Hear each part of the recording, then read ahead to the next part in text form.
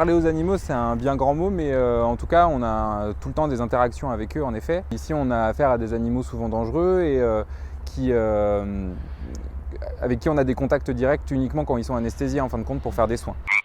La première chose que je fais, c'est que je me mets en tenue pour protéger les animaux de la ménagerie d'éventuelles maladies qu'on peut transporter et inversement, l'extérieur d'éventuelles maladies qu'on peut amener en dehors du zoo.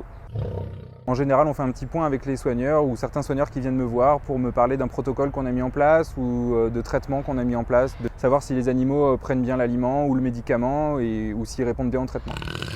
Ce qui me plaît le plus, c'est la diversité des tâches et des espèces et des maladies qu'on peut rencontrer. Et en zoo, encore plus, on travaille dans tout un tas de domaines, que ce soit l'alimentation, la zootechnie, la conception d'enclos, et qui permet d'améliorer la qualité de vie des animaux. Alors ce qui m'a surpris le plus, c'est la nécessité de communiquer en fin de compte plus avec les humains qu'avec les animaux. C'est les humains qui sont le véhicule de l'information dont on a besoin, nous vétérinaires, pour traiter les animaux. Alors à 15 ans, j'avais déjà envie de travailler avec les animaux et c'est là que je me suis dit qu'il fallait que je travaille dur pour réussir à être vétérinaire.